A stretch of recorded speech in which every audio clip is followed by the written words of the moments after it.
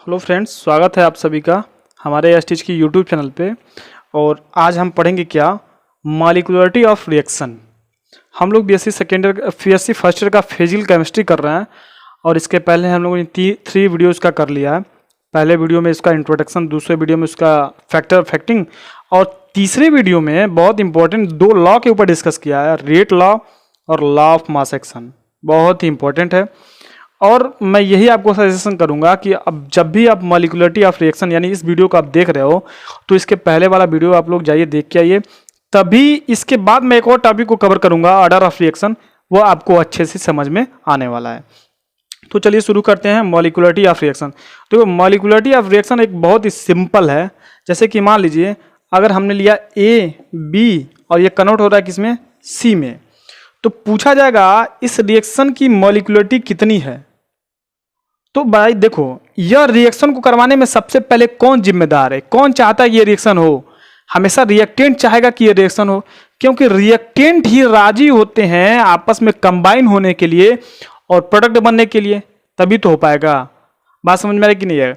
अगर मान लीजिए हाइड्रोजन है और ऑक्सीजन है, ये दोनों मिलकर वाटर का फॉर्मेशन कर रहे हैं। अगर ये बताओ हाइड्रोजन और ऑक्सीजन चाहे मत कि हम दोनों आपस में मिलें, तब क्या वाटर का फॉर्मेशन हो पाएगा? बिल्कुल नहीं हो पाएगा। लेकिन यहां से एक कंक्लूजन तो जरूर निकलता है, क्या कि जो भी रिएक्शंस होती हैं वह किस पे डिपेंड होती हैं? रिएक्टेंट पे डिपेंड होती हैं। अगर रिएक्टेंट चाहता है रिएक्शन करना तो होगा, अगर ये नहीं चाहता है तो नहीं होगा। तो मॉलिक्यूलरिटी ऑफ रिएक्शन भी यही कहता है कि भाई जो आप जानते हो कि रिएक्शन में सबसे ज्यादा प्रोबेबिलिटी और प्रायिकता किसकी है, तो रिएक्टेंट की है। तो क्यों ना रिएक्टेंट की जितने भी मॉलिक्यूल हैं उन्हीं को हम मॉलिक्यूलरिटी ऑफ रिएक्शन कह दें। भाई रिएक्शन हो रहा है और रिएक्शन हो रहा है तो किसकी बदौलत हो रहा है, किसके कारण हो रहा है? रिएक्टेंट के कारण हो रहा है। तो रिएक्टेंट रिएक्शन में रिएक्टेंट के जितने मॉलिक्यूल पार्टिसिपेट कर रहे हैं वही हमारा मॉलिक्यूलरिटी ऑफ रिएक्शन हो जाएगा। बात समझ में आ रही है? यानी इसमें अगर एक तरह से कहें कि जो प्रधान है, इस रिएक्शन का प्रधान है, उसी को हम बोलेंगे मॉलिक्यूलरिटी ऑफ रिएक्शन। क्योंकि रिएक्शन हो रहा है किसकी बदौलत? रिएक्टेंट की बदौलत। तो रिएक्टेंट में जितने मॉलिक्यूल हैं वही कहलाएंगे मॉलिक्यूलरिटी ऑफ रिएक्शन। मतलब कितना आसान हो गया, 2 मिनट में आपकी मॉलिक्यूलरिटी ऑफ रिएक्शन खत्म हो गई। तो अगर ये बताओ इस रिएक्शंस की मॉलिक्यूलरिटी मैं पूछूं तो कितना होगा? ए का कोफिशिएंट कुछ नहीं तो 1 है, बी का कोफिशिएंट कुछ नहीं तो 1 है। तो इस रिएक्शन के लिए अगर मॉलिक्यूलरिटी मैं पूछूं तो कितना हो जाएगा? 2 हो जाएगा, खत्म। अब चलो एग्जांपल के थ्रू समझते हैं। मान लीजिए आपके पास 2HI है, ये कन्वर्ट हो रहा है हाइड्रोजन और आयोडाइड में। तो इसके लिए अगर मैं मॉलिक्यूलरिटी की बात करूं तो कितना हो जाएगा? HI के कितने मोल हैं, कितने मोल आपस में चाहते हैं रिएक्शन करना? 2 मोल। तो इसकी मॉलिक्यूलरिटी कितनी हो जाएगी?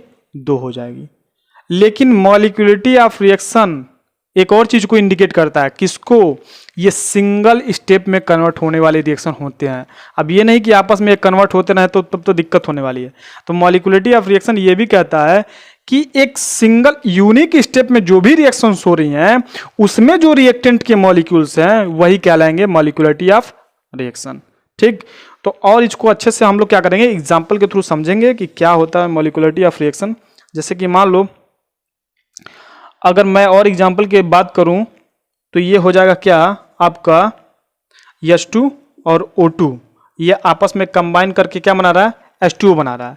लेकिन मॉलिक्यूलरिटी ऑफ रिएक्शन तभी निकालेंगे जब हमारा पूरा इक्वेशन क्या होगा? बैलेंस होगा। तो चल मेरे भाई इसको हम बैलेंस करते हैं। तो यहाँ से हमने 1/1/2 कर लिया। तब इसकी हम मॉलिक्यूलरिटी कितना लिखेंगे? इसकी मॉलिक्यूलरिटी तब हम लोग कैसे लिखेंगे? क्या ऐसे लिखेंगे कि हाइड्रोजन का 1 है और ऑक्सीजन का हाफ है, तो 1 + हाफ ये कितना हो जाएगा? 1/2 हो जाएगा, 1.5 हो जाएगा। ये मॉलिक्यूलरिटी होगी? नहीं। तो यहां से एक नोट लगा के आप लोग लिखिएगा कि मॉलिक्यूलरिटी जो होती है वह कभी 0 नहीं हो सकती है और वह कभी फ्रैक्शन में नहीं हो सकती है। मतलब मॉलिक्यूलरिटी कभी 0 नहीं हो सकती है और ये फ्रैक्शन में नहीं हो सकती है। ठीक, तो इसको आप नोट करिएगा कि मॉलिक्यूलरिटी जब भी हम निकालेंगे तो रिएक्टेंट का जो मॉलिक्यूल होगा उसी पे डिपेंड करेगा हमारे मॉलिक्यूलरिटी। लेकिन जो हम जिस रिएक्शन के लिए मॉलिक्यूलरिटी हम निकाल रहे हैं वह रिएक्शन तो हमारा पहला नंबर बैलेंस होना चाहिए। दूसरा वह उस रिएक्शन जो हमारा मॉलिक्यूलरिटी ऑफ रिएक्शन है वह कभी जीरो नहीं हो सकता और कभी फ्रैक्शन नहीं हो सकता। अगर वह फ्रैक्शन में है तो उसको आप क्या करिए, सिंपल में कन्वर्ट करिए। तो अगर मान लीजिए हमको इसको सिंपल में कन्वर्ट करना हो तो कैसे कन्वर्ट करेंगे, 2 से हम पूरी तरफ से मल्टीप्लाई कर दें तो यहाँ पे हो जाएगा क्या, 2H2 प्लस O2 और ये कन्वर्ट हो गया किस में, 2H2O में कन्वर्ट हो गया।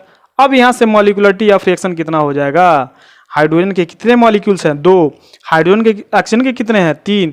तो यहाँ से अगर मैं मॉलिक्यूलरिटी की बात करूँ तो इस रिएक्शन के लिए मॉलिक्यूलरिटी कितना हो जाएगा, 3 हो जाएगा।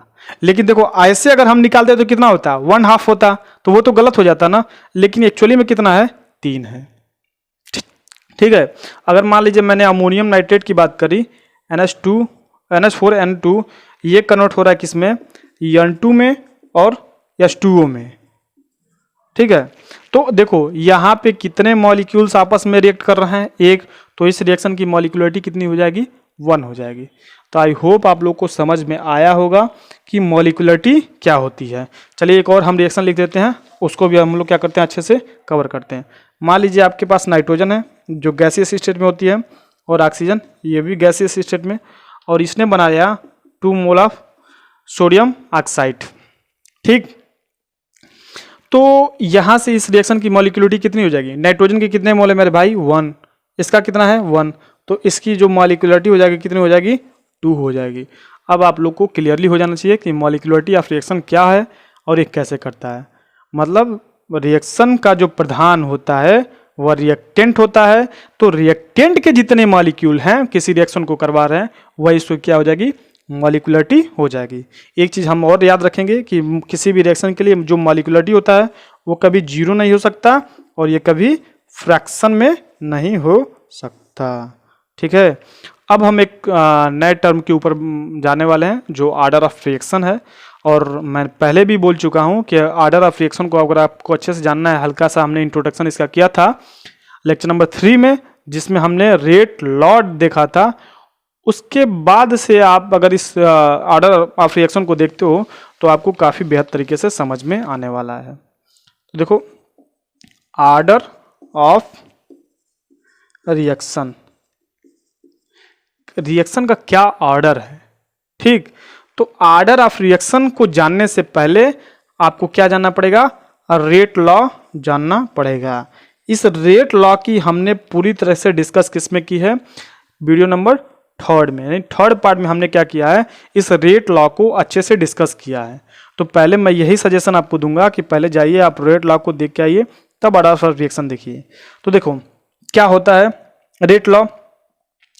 अगर मान लीजिए हमने कोई जनरल इक्वेशन लिया, ऐसे कोई जनरल हमारे पास इक्वेशन है, ये कन्वर्ट होता है इस रूप में, तो अगर इसके लिए हम रेट लॉ निकालें तो R is directly proportional to A to the power x and B to the power y।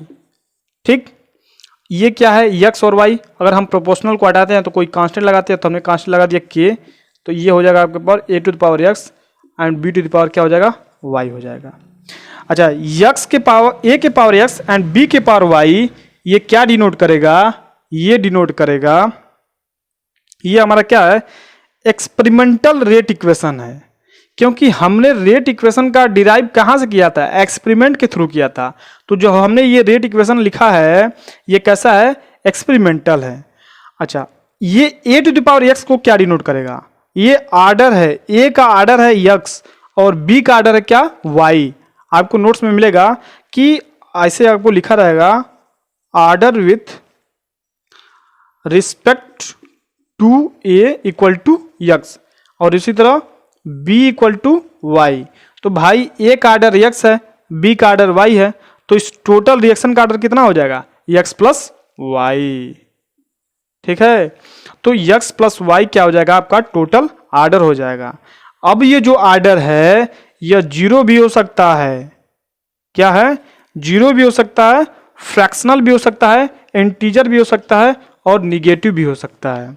हमने इसके पहले डिस्कस किया था कि हमारा जो मॉलिक्यूलरिटी ऑफ रिएक्शन है वह जीरो और फ्रैक्शन नहीं हो सकता है, लेकिन ऑर्डर ऑफ रिएक्शन आपका क्या हो सकता है, जीरो भी हो सकता है और फ्रैक्शन भी हो सकता है।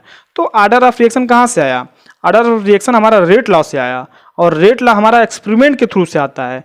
तो a to the power x क्या बताएगा, a का ऑर्डर x है, b का ऑर्डर y है, तो टोटल ऑर्डर कितना हो जाएगा x प्लस वाई। और इसी x प्लस वाई को हम डिनोट करते हैं किससे, n से।